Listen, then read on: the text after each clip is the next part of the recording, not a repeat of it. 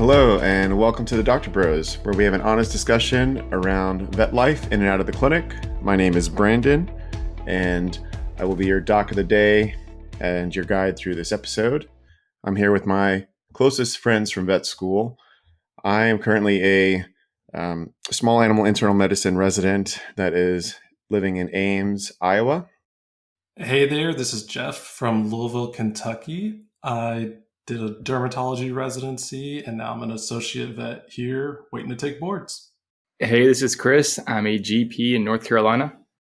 Hey, this is Adam. I'm a relief veterinarian in Louisville, Kentucky.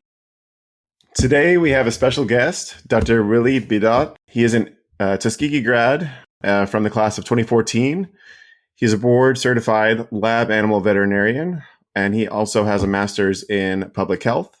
He also co-founded the nonprofit Veterinarians for Puerto Rico, which provides free and low-cost veterinary services on his home island.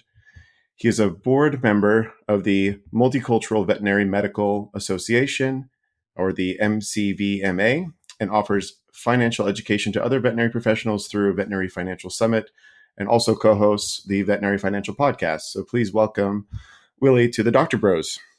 Hey guys, what's up? We're happy to have you. Thank you. Today we'll be going into Willie's career and how he became a lab animal vet and everything before then. But first, we're just going to get a little warm-up intro game.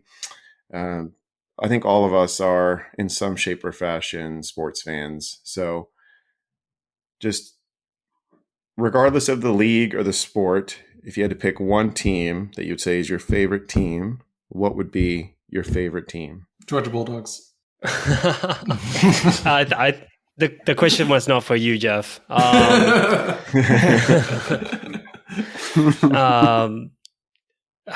In my scenario, I really like the SEC.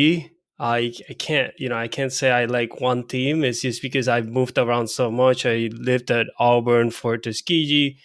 I lived at Missouri for my residency, and then I was at UF faculty.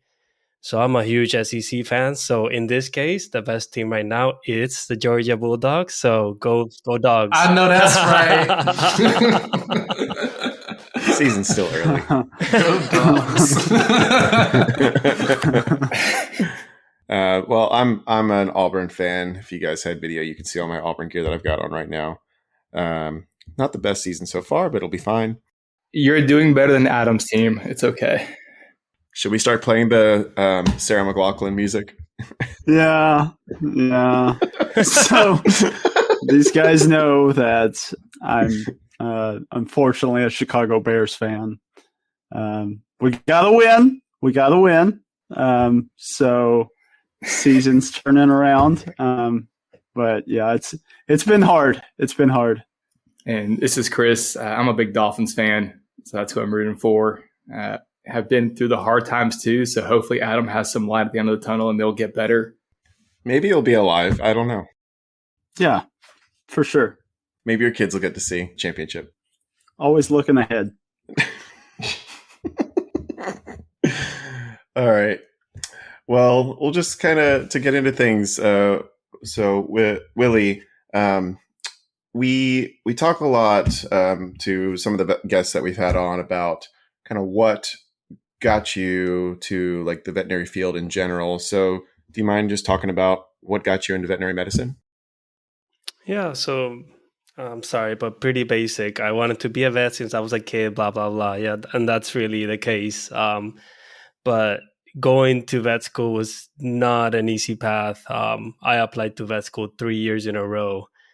So it was challenging. But I frankly, quick and easy. I wanted to be a vet since I was a kid.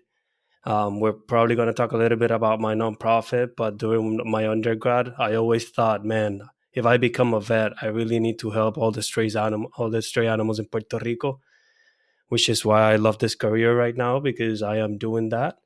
So probably I'll get a pat on the back from my undergrad self. And that's pretty much, nothing interesting, nothing. I didn't have much family member. Like I didn't have any family member that was actually a vet that encouraged me. I had one uncle. I went to his clinic maybe twice, but that was about it. I barely got any clinical experience before vet school, so I was fortunate to go into vet school. Nowadays, they're asking for a bunch of hours that certainly I wouldn't have had for my application. It's interesting what you said about your nonprofit.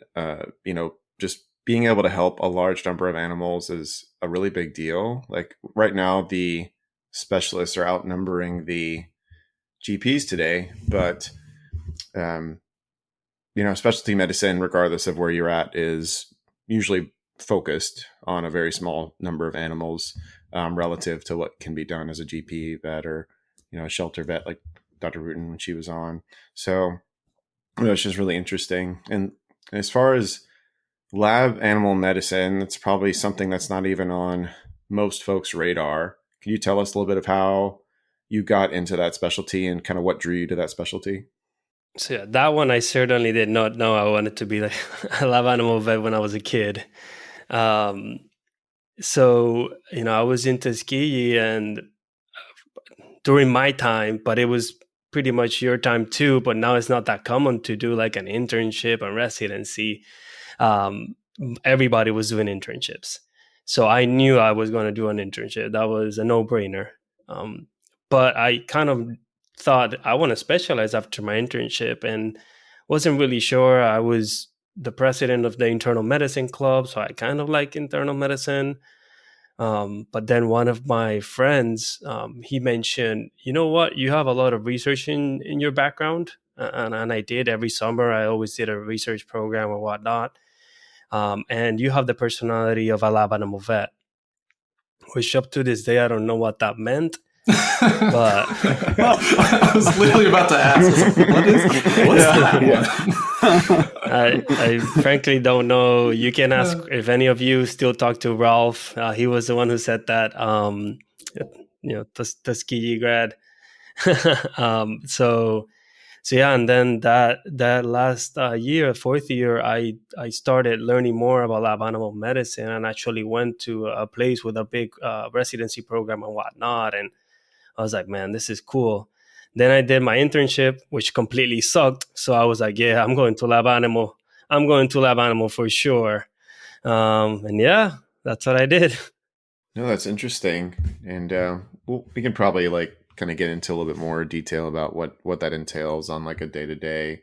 But as far as, the other side of your career that you're also involved in, do you mind just kind of going into a little bit of detail about Vets for PR and essentially how you came into being making or running that program, and then kind of where you are now and the challenges that you've kind of faced along the way? So Veterinarians for Puerto Rico is a nonprofit that I co-founded in 2017. I was actually doing my lab animal residency, and Puerto Rico got hit by a Category 4 hurricane. And, of course, we were all devastated. I didn't have communication with my family for 2 weeks, I think that was.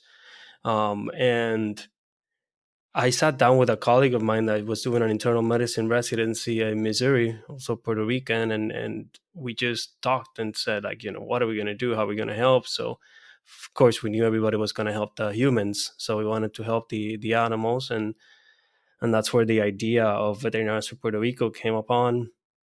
We were focused on vaccinating for rabies because Puerto Rico has a fairly high incidence of rabies. We also were worried about leptospirosis because of the water source and whatnot was already compromised. So we focused on vaccination. And during the first few months after the hurricane, I, lab animal vet, collected data, and I realized, man, about 90% of the animals that were seen are owned. Like most of them were owned, are all intact. So at that point, it was like, there's a huge problem in Puerto Rico with people not spaying and neutering their animals. And 2018, we we joined a project called Spay for Puerto Rico, where the whole idea was that we were going down to the island and spay and neuter animals for a whole week for free, sponsored by the Humane Society of the United States. And we did that for eight rounds, I think it was. Then, unfortunately, the pandemic kind of halted the project completely. And in 2021, I think we started doing like vaccine clinics again, and now we're back again on doing massive spays and neuters. So in 2 weeks, I'm going to Puerto Rico, and we're gonna do a 3-day event, which we hope to spay and neuter over 800 animals during that time frame. And so, yeah, up to this day, we're almost at 20,000 animals spay and neuter by the nonprofit. Wow. Yeah, that was about to be my next question. That's amazing. Is there any data on like how many animals there are like that are actually in need? I wish, if I was in Puerto Rico, believe me, I would focus on doing a census. I don't know how many owned animals are in the island. The only data that I do have is that there's a published paper that in San Juan they did a survey and they thought there were 3 cats per hectare, which is a measurement. I don't know what that measurement means, but in Puerto Rico there's over 900,000 hectares. So if you extrapolate that, it could be that Puerto Rico has 3 million free roaming cats, which I think that's a high number, but I would happily say that there's probably 1 million stray cats in the island, and I can, probably 300,000 stray dogs in the island. So there's a lot of need for sure. No, that's just, I know, it's amazing. The fact that you guys were able to do like 20,000 up to this point in itself is amazing. Just on that note, we can maybe hit on this again at the end of the episode just to remind people. Is there any way that people can like help or contribute? Yeah, so you'll probably put it in the show notes, but the organization is called Veterinarians for Puerto Rico. The hashtag or whatever it's called, the handle, Vets for PR in Instagram and Facebook. I clearly don't manage our social media. But yeah, so if you're a veterinarian or a vet tech, we do invite people to come to the island. For vet techs, there's no licensing process, but for vets, there's a temporary license process. Of course, whoever wants to join, they're pretty late for our next event. But we have an event coming in February 2024 in San Juan, the capital of Puerto Rico, and we're hoping it's a pretty big event. So if anybody's interested, be happy to host you. That's awesome. I'll be honest, even though I am in like specialty practice, I mean, I would still be interested in helping out on like vaccines and all the things that I used to do as a GP. So no, and certainly you can help in more ways. Right now, we actually have an issue for our event in 2 weeks. We have too many surgeons and not many people that want to do physical exam and help in the recovery area. So certainly we can, we always need that. People think we just need high quality, high volume surgeons. No, we also need people like we're spaying and neutering 200, 300 animals in a day. We need people to do physicals on those animals and help us in recovery, because recovery gets extremely hectic. Okay. Well, that's where I'll be for sure. Yeah. Don't give me a scalpel. And this is Jeff. I can do a mean physical exam. I don't really need to be doing a ton of surgeries. I can like neuter things. I don't want to do any spays, but I would love to come check that out sometime. And if we have, I imagine most of our listeners are probably English speakers. Do you need to speak Spanish to be able to come help out? No, we have plenty of English speakers that come down to an island. Certainly, to make people feel comfortable, we encourage them to bring their own tech, so that, if you're a surgeon in a scenario that you have your own tech, so because you're doing surgery in an unfamiliar location. So I really want people to feel as comfortable as possible when they come down, and it has worked out great with that. So yeah. Awesome. Well, I'll kind of just open up some more questions to the group to ask. I don't know if anyone wants to start in particular. This is Adam. I'll start. So I know we've kind of touched on a lot of different things that you have your hand in. And I really love the fact that you've just followed what you felt like was the best thing for you to do at that time, and especially ways that you can help other people. But I do know that you've taken a special interest into the financial side of veterinary medicine as well. So I was just kind of wondering what specifically led you to that and got you interested in that as well. What got me interested in finances is that I have a wife and myself that have over $200,000 in student debt. So certainly, I needed to figure out what to do with our finances. And when I finally started making money in 2020, that's when I took my money seriously and started just absorbing every detail that I could, reading books and whatnot. And that's pretty much how I started. And of course, that has evolved to having a podcast that talks about finance subjects, and me just giving lectures to people. Now, fortunately, with the Puerto Rico board, I've been giving lectures in Spanish, which is pretty rewarding because certainly, most of the material is usually in English. So it's been pretty cool to do that. That's pretty awesome. This is Chris. So I know you do lab animal, you have your non-for-profit, you're in the financial podcast. What does your day-to-day or your kind of week look like? Oh man, this is coming from you. You have like 5 kids. I don't know. Like I just don't.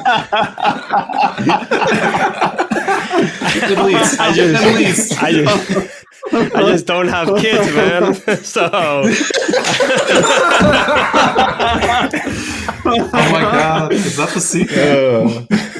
But no, my day to day is I go to work.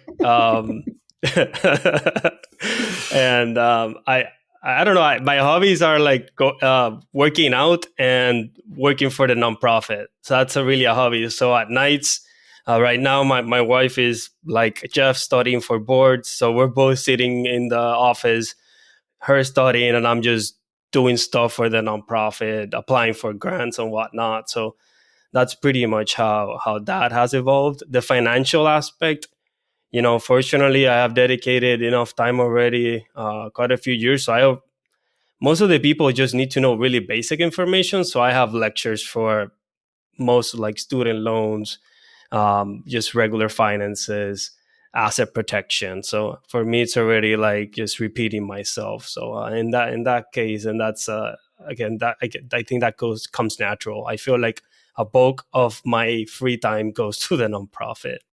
This is Jeff. So my special question for you. Your wife, as you mentioned, our classmate, Dr. Andrea Hernandez, she just finished her derm residency like I did. So soon there's going to be 2 specialists in the house. And you're both super fun people, beautiful people. You started your own nonprofit. You're doing all these things.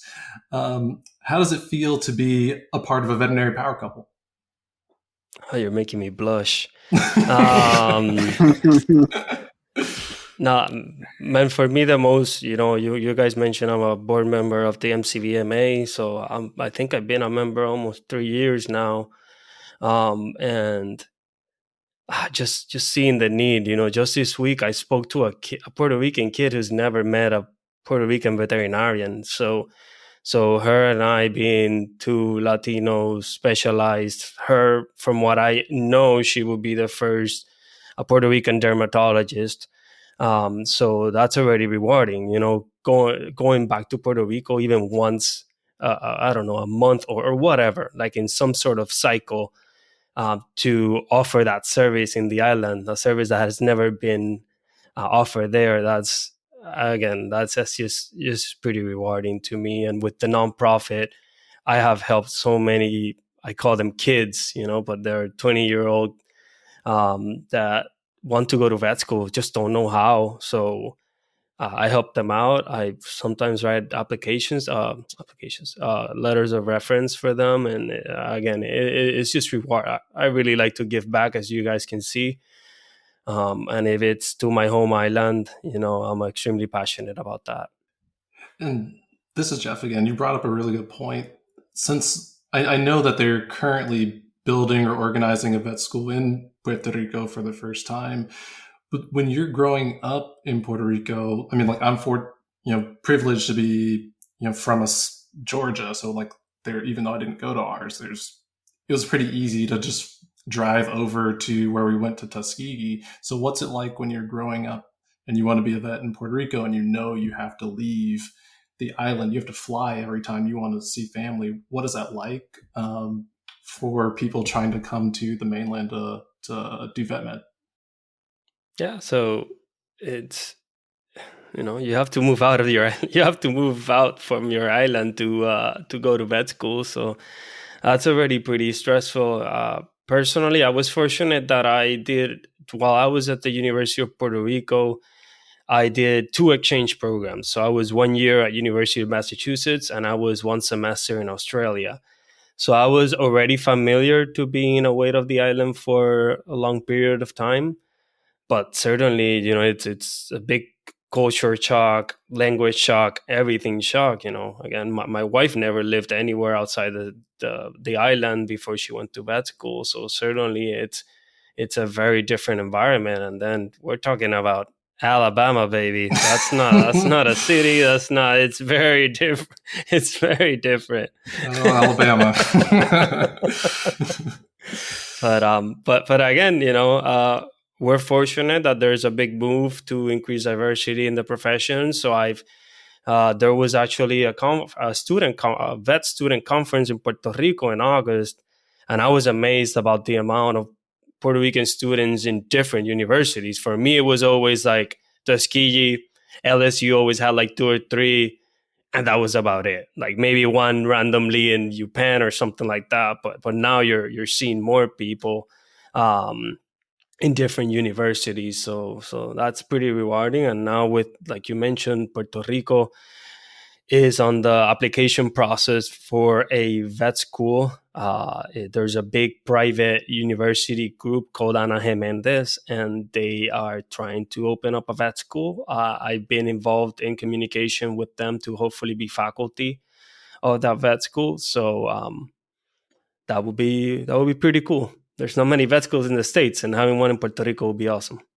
That's exciting. This is Brandon again. You mentioned some other schools and their kind of population of Puerto Rican students. I'm surprised at being on the staff at Iowa. I've met 6 or 7 students over the past 3 years from Puerto Rico specifically, and then 1 resident in cardiology, and then another resident in oncology who just finished last year that were also from Puerto Rico. So there's obviously a need. I was just double checking the stats, like the population of Iowa of 2021, 3.19 million, population of Puerto Rico, 3.26 million. They have a vet school. You guys don't. I feel like it's just interesting. Like there's obviously a need down there. And from talking to, shout out to Dr. Michael Pabon and Dr. Carlos Ortiz, there's no specialist down there, which to me is nuts, because I'm sure that there's a market for it for sure. Yeah, again, I could quickly tell you how many specialists are in the island, just counting out of my head. There's no more than 10 specialists in the island. Three small animal surgeons. I think there's 2 large animal surgeons, an ophthalmologist, an oncologist who just started 2 months ago, and a cardiologist that I'm not sure if he already started, but soon to start, and 1 internal medicine specialist. That's, I think, all the specialists that it's in the island. I suspect Dr. Pabon is the cardiologist, if I had to guess, because I know he was trying to get going pretty quickly once he finished down in Puerto Rico. Yeah, that's pretty much what we got. Definitely, you're an internal medicine, you're going to be an internal medicine specialist. Like that's a huge need there. I went to a dermatology conference 2 weekends ago, I think in Puerto Rico, and it was crazy how many people were in that conference because they just they just don't want to deal with skin, but they don't have anybody to refer to. So they're like, yeah, we're here because we don't know what to do with these animals, and we certainly need your wife to come down to the island at some point. Is that your end goal? This is Chris, to get back to Puerto Rico, you and Andrea, to go back and start practicing back there?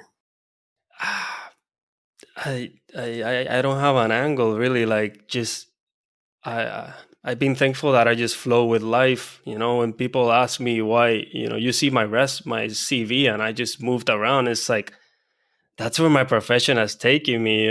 Vet school, Alabama, South Florida for internship, Missouri residency, Florida for a few years, and Andrea got her residency in California, moved there. Then we said we wanted to be closer to family. So fortunately, her company just opened a clinic up in Florida. Now we're back here. I'm not sure we're going back to Puerto Rico. Certainly from here, it's an easy flight. So we could do some sort of hybrid. But you never know if family is actually going to pull you that way, which definitely can be the scenario in our case. I'm enjoying our time here in Florida. I'm just dying for Andrea to finish her damn boards exam so that we can have fun. And I know Jeff knows what I'm talking about. Listen. But other than that, it's I enjoy what I'm doing right now. I'm hoping that my wife is also enjoying what she's doing. So yeah, we'll see. I love that answer that you're just kind of going with the flow. I feel like way too many people kind of get stuck with where they're at. So I always like to hear that from people that are just kind of open to where life's going to take them.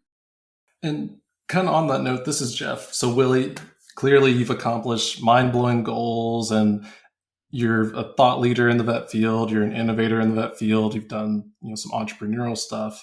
What advice would you give to listeners who are struggling to find their niche or achieve their goals, whether it be a vet student or even like a new grad who feels maybe like they don't know exactly what they want to do? I haven't really worked at a clinic in a long time, but this is a theme that I constantly see.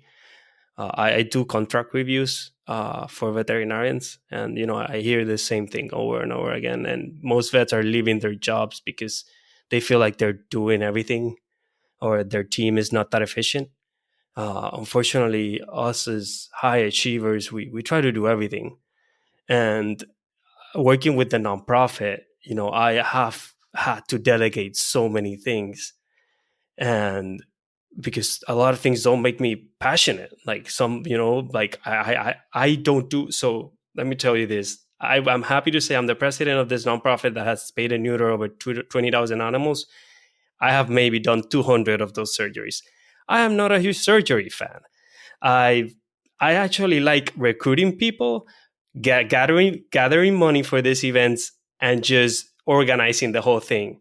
Other than that, don't put me to do medicine because I frankly don't like it. And I don't want to do no surgeries. I sometimes, of course, have to do them, but but I guess I'm trying to say you have to decide what battles you can win and what battles you're probably going to lose, and just focus on what you actually enjoy about this profession. I think that is the most important thing. When you start trying to do everything, you're trying to do the vet tech work, the management work, the front desk work. It's like you're gonna get extremely exhausted, and you're not gonna get any reward out of your day to day, because most of us became vets because we just wanted to help animals. So you should focus on that. Of course, nowadays, I feel like the profession has evolved, and there's so many things that you can do with the DVM, which is crazy. You never heard people working from home doing other things not related to clinical work, and now I know a lot of people that haven't touched an animal in years. So I again, I'm enjoying the profession. One thing that when Puerto Rico got hit by the hurricane, and we started the nonprofit, and it was clearly an effective nonprofit, we were, people were recognizing us, and I started getting calls from people just trying to ask, how do you start a nonprofit? How are you so successful? Blah, blah, blah. And my answer was usually the same. You have to decide what you're going to do. Most people say, I want to help. We decided to say, I want to help animals in this way. And we focused on that. And that's it. I found a niche and did it well.